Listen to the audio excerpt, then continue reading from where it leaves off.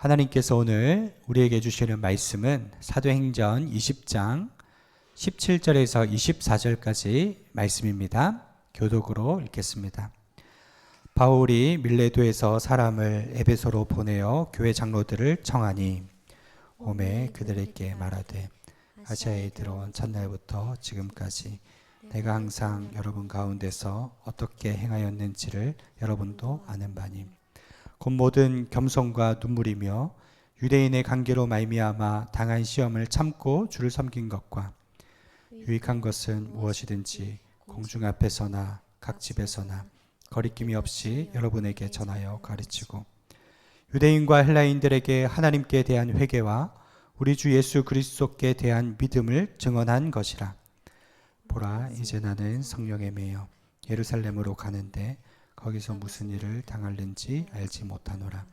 오직 성령이 각성해서 내게 증언하여 결박과 환난이 나를 기다린다 하시나 내가 달려갈 길과 주 예수께 받은 사명 곧 하나님의 은혜의 복음을 증언하는 일을 마치려 하면은 나의 생명조차 조금도 귀한 것으로 여기지 아니하노라. 아멘. 오늘 말씀의 제목 또 교회야 하는 제목입니다. 바울은 그 1차 전도 여행을 잘 마무리하고 2차 전도 여행 때 1차에서 교회 세웠던 그 지역들을 돌아다니며 그들을 든든히 하는 일을 하죠. 그리고 2차 전도 여행 때 성령께서 마게도냐로 가라. 그래서 유럽에서 교회를 세우게 되고 마지막으로 들른 곳이 에베소 지역입니다. 사도행전 19장에서 저희는 에베소 교인들을 만난 바울이 질문을 하죠. 뭔가 허전하여서 믿을 때 성령을 받았느냐. 그러니까 그 성도들이 뭐라고 대답하느냐? 저희는 성령이 있음을 들어보지 못했습니다 라고 대답을 하죠. 그래서 바울이 그들에게 세례 교육을 하고 세례를 주는데 성령께서 그들에게 임하심에 방언도 하고 예언도 했다라는 것이 지난주의 말씀입니다. 그리고 바울이 어떻게 하느냐? 두란노 서원을 세워서 12명에게 집중적으로 말씀을 가르쳐요. 2년간. 그러니까 그 제자의 수가 점점 불어나서 50명, 100명, 150명 불어나게 되었던 거죠. 이제 중동 지역에는 시에스타라고 해서 이제 캄보디아나 동남아처럼 낮잠 자는 시간이 반드시 있어요. 성경학자들에 의하면 낮잠 자는 시간에 잠을 포기하고 말씀에 집중했다는 거예요. 그리고 생업 끝나고 저녁 시간에도 모여서 늘 말씀을 들었던 거죠. 여러분, 초대교회는 일주일에 한 번 예배 드리는 것으로 만족하지 않고 날마다 모이기를 힘쓰고 떡을 떼고 하나님의 말씀이 풍성했던 교회였습니다. 그래서 이 에베소 교회는 소아시아 지역의 대표 교회가 된 거예요. 성령 받고 말씀 훈련 받은 사람들을 이제 바울은 어떻게 하느냐? 그대로 있으면 안주하게 되고 도태되거든요. 제가 예전에 온누리교회에서 사역할 때 하 목사님 늘 강조했던 게 배우든지 가르치든지 둘 중 하나 하라는 거예요. 내가 말씀을 배우는 위치에 있고 충분히 배웠다 싶으면 가르쳐라. 그게 1:1 제자 양육이죠. 그것과 마찬가지로 이 재생산의 원리예요. 너희들 가만히 있으면 안 된다? 그룹을 지어서 교회를 개척하게 했던 겁니다. 개척하고 또 개척하고 끊임없이 교회를 개척해내는 초대교회의 모델이 에베소 교회였고 그렇게 해서 탄생된 교회들이 어느 교회예요? 요한계시록 2장 3장에 나오는 소아시아 7교회입니다. 여기서 말하는 아시아라는 지역은 한국이나 중국이나 일본처럼 이 아시아가 아니라 이 소아시아, 에이시아 마이너, 작은 아시아라고 해서 이제 유대인들의 관점에서는 아시아가 터키 쪽인 거죠. 그쪽에 7교회가 세워지게 된 것입니다. 그래서 오늘 말씀 제목이 또 교회야죠. 주변에 교회가 생기면요, 어떤 분들은 또 교회야 질문한다는 거예요. 이렇게 교회가 많은데 왜 교회가 또 생기지? 이해 못하는 반응들이 있는 거죠. 저희 교회가 이 장소에 이제 들어왔을 때요. 원래 여기 합동 측 교회가 있던 곳입니다. 그래서 이 교회가 이제 없어지게 되어서 저희가 그대로 인수를 받아서 들어오게 됐죠. 저희 교회 간판이 들어선 것을 보고 인근 교회에서 찾아와서 두 가지 목적이었어요. 첫째는 이단인지 아닌지 보려고, 둘째는 근처에 교회가 있는데 왜 들어왔냐고 물어보시더라고요. 그러니까 성도들뿐 아니라 목회자들도 또 교회야? 이런 질문이 있는 것 같아요. 만약 우리 교회가 이 장소에 안 들어왔으면 뭐 다른 교단 교회가 들어왔든지 아니면 이 장소가 뭐 음식점이나 다른 사업장이 됐을 수 있죠. 그래서 잘 설명을 하고 또 허락을 받고 축복을 받은 그런 경험이 있는데, 이 성도들 중에는 교회가 세워지고 개척되는 것을 이해하지 못하는 분들이 있다는 거예요. 아니, 대한민국에 교회가 이렇게 많은데 왜 또 교회가 세워져야 되느냐? 좀 다르게 생각해 봐서요. 여러분, 요 앞에 우리 들깨 삼계탕 집이 새로 이제 2월 초에 오픈을 합니다. 음식점이 새로 들어왔다고 해서 또 음식점이야? 이렇게 질문하나요? 아, 새로 들어왔구나? 가서 먹어봐야지. 맛있으면 사람들이 좋아하고 가족들도 데려가지 않습니까?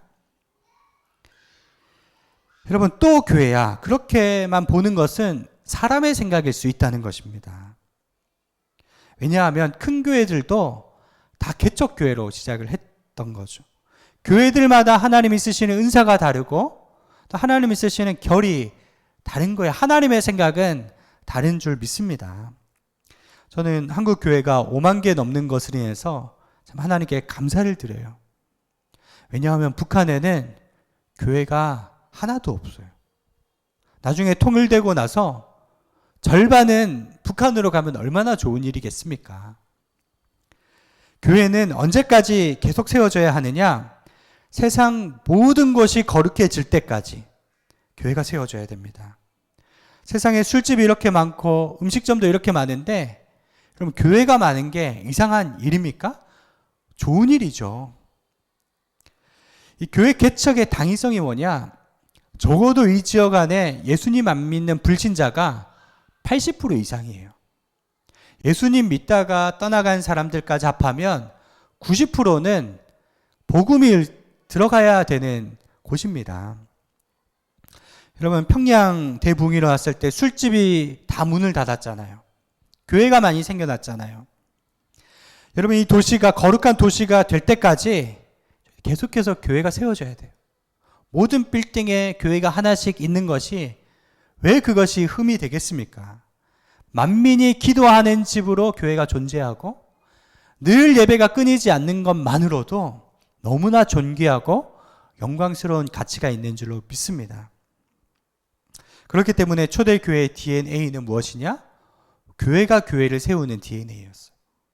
저는 이런 꿈을 우리 교회가 꾸게 되기를 바랍니다. 우리 교회도 교회가 없는 지역에 교회를 세우고 해외에도 교회를 세우는 원대한 비전에 동참하기를 소망합니다. 재미있는 사실이 있어요. 에베소 교회가 이 소아시아의 교회를 세울 때 먼 지역에 세운 게 아니라 그 반경선을 그어보면 80km 안에 다 들어있었다는 거예요. 멀어도 이제 인천에서 서울까지 거리밖에 안 된다는 것입니다. 그러니까 그 근처에 있는 이 지역을 복음화 시키겠다는 의도로 교인들을 보내고 물질을 보내면서 교회를 부흥시키고 살린 것입니다. 여러분, 그러한 개척자 바울이 어떠한 마음으로 교회들을 세워 나갔느냐 하는 것이 오늘 본문 말씀인데, 동일한 마음을 가지고 풍성한 열매 맺기를 축원드립니다. 19절 말씀 우리 함께 읽겠습니다. 19절 시작. 곧 모든 겸손과 눈물이며 유대인의 관계로 말미암아 당한 시험을 참고 주를 섬긴 것과. 바울이 이렇게 교회들을 세우기까지 세 가지 마음이었다는 겁니다. 우리 인생에 풍성한 생명의 열매를 맺기 위해서 여러분 세 가지 열매를 씨앗을 뿌려야 되는데요. 첫 번째 씨앗, 겸손의 씨앗이에요. 모든 겸손과라고 했죠. 여러분, 아무리 좋은 사람이라도 겸손이 없으면 주변에 사람들이 떠나가게 돼 있어요.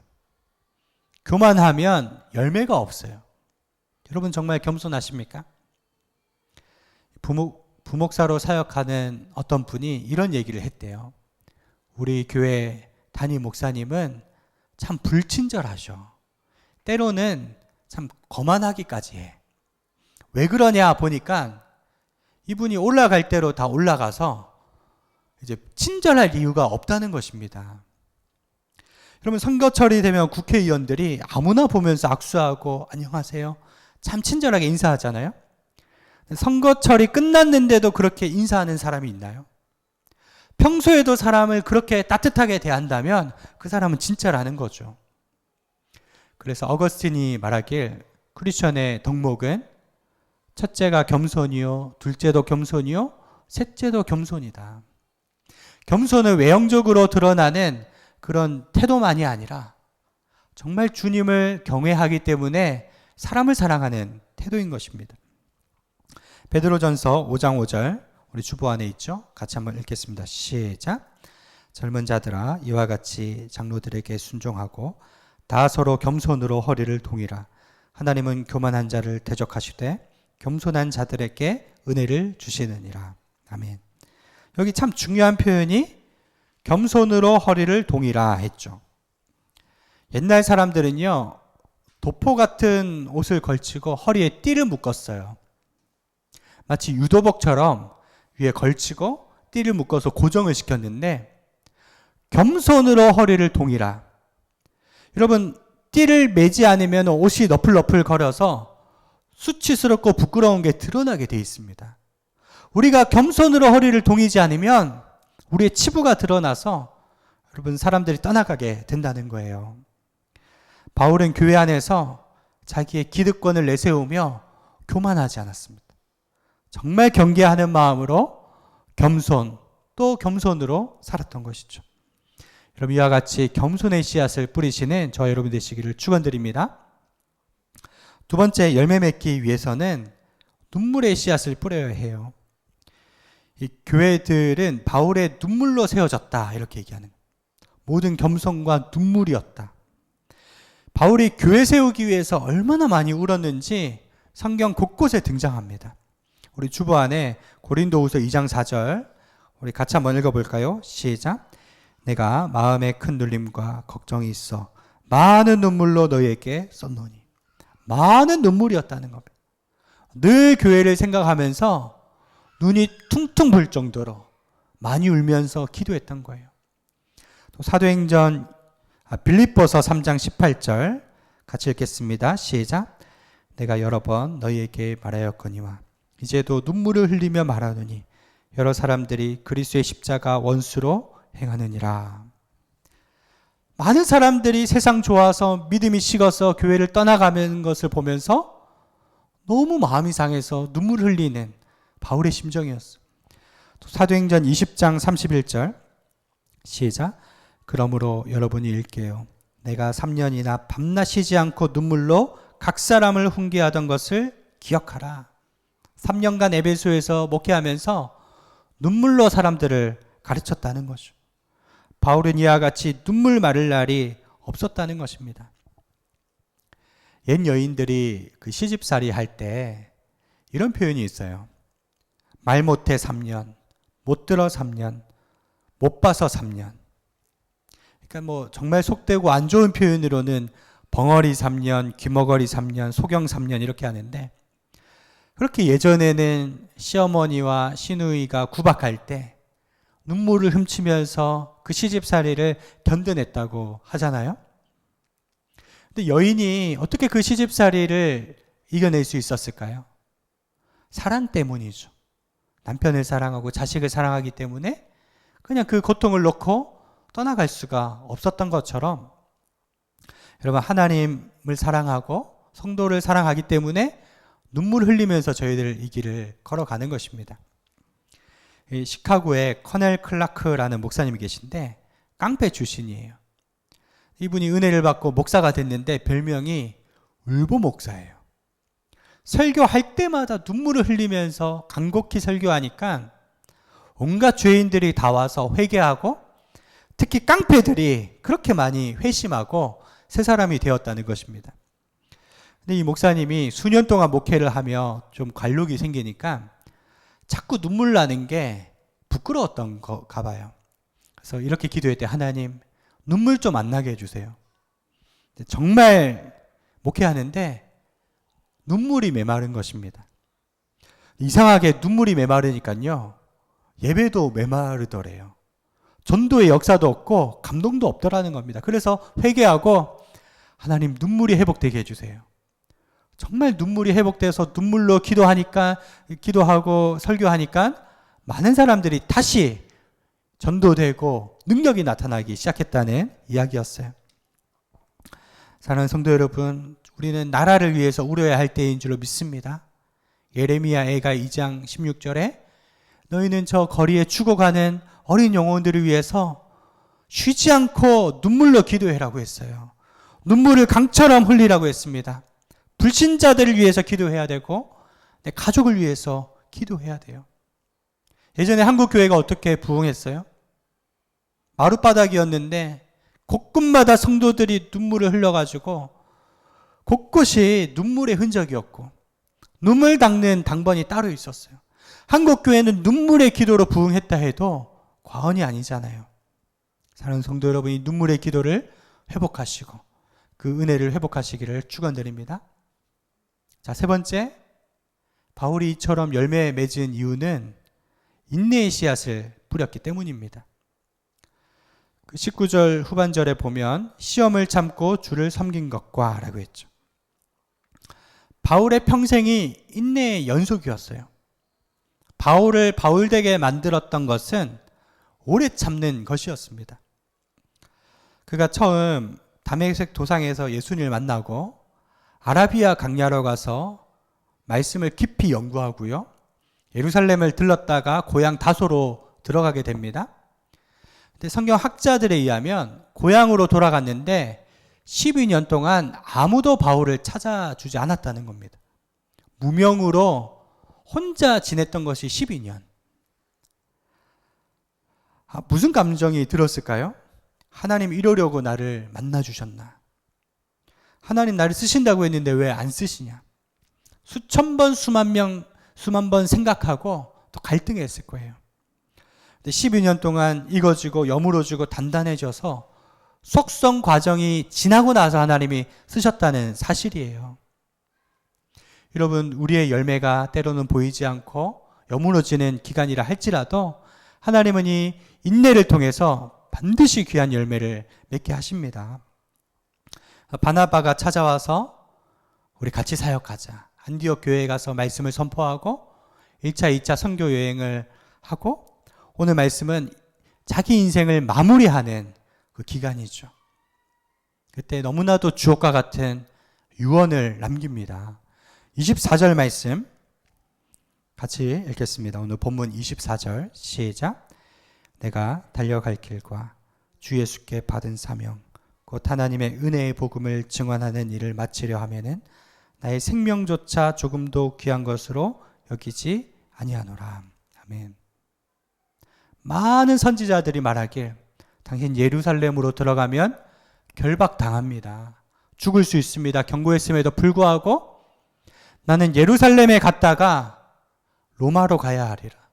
황제 앞에서도 복음을 증거해야 되리라. 이 생명사역으로 나 목숨 걸었다는 거예요. 그리고 에베소 장로들에게 내가 3년 동안 눈물로 너희를 양육했던 거 기억하지? 너희들 하나님의 양떼를 이처럼 케어해라. 내가 떠나가지만 너희들 똑같은 열정으로 교회를 세우라고 권면하는 내용인 겁니다. 여러분, 만약에 내일 세상을 떠난다면 여러분 가족들에게 어떤 메시지를 남기겠습니까? 이 노벨 문학상을 받은 버나드 쇼라고 하는 그 사람은요, 자기 묘비명에다가 아주 해학적인 내용을 남겼어요. 우물쭈물 하다가 내 이럴 줄 알았네. 이런 말을 썼다는 거예요. 그럼 많은 사람들이 인생을 주저하고 망설이다가 끝을 맞이합니다. 여러분, 우리에게 남겨진 시간이 얼마 없어요.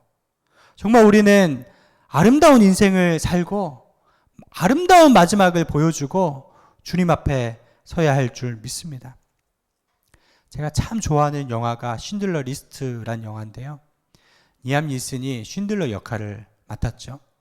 그 마지막 장면에 참 감동적인 장면이 나옵니다. 이 쉰들러는 독일의 한 사업가였는데 이제 독일 나치가 유대인들을 대량으로 잡아다가 수용소에서 학살시키니까 유대인들을 구하기 위해서 군수품 공장을 운영을 하는 거예요. 유대인들만 1000명 넘게 고용을 해서 군수품을 만들어야 되니까 나치가 이 사람들을 못 건드리는 거죠. 전쟁이 다 끝나고 그 1000명의 유대인들이 나와서 사장님 고맙습니다. 당신 때문에 우리가 살게 됐습니다. 이 쉰들러가 눈물을 흘리면서 이렇게 얘기하는 겁니다. 내가 타고 다니던 저 자동차 저거 팔았으면 5명은 더 살렸을 텐데, 내가 끼고 있는 이 반지 팔았으면 2명은 더 살렸을 텐데, 내가 하고 있는 이 배지 하나 팔았으면 1명은 더 살렸을 텐데 그러지 못했던 것이 후회된다 그러면서 우는 거예요. 근데 쉰들러가 살린 유대인들만 해도 전 재산을 다 털어가지고 1000명을 살렸잖아요. 유대인들이 끌어안아 주는 그 장면이 나와요. 이것이 바로 바울의 마음입니다. 내가 죽음을 앞둔다 해도 1명이라도 더 살려야 되겠어. 한 교회라도 더 세워야 되겠어. 내가 황제에게 가서 담대하게 복음을 증거하다가 이 생을 마감할 거야. 여러분, 이 동일한 뜨거운 마음이 저와 여러분 가운데 있게 되기를 축원드립니다. 여러분, 우리에게 목숨 걸 만한 사명이 있습니다. 불타는 사명에 사로잡혀서 교회를 세우고 영혼들을 살리는 귀한 성도님들 되시기를 축원드립니다. 하나님 아버지, 우리에게 성령을 부어 주시옵소서. 영통하는 은혜를 주시고 성령의 인사가 불처럼 타오르게 하여 주시옵소서.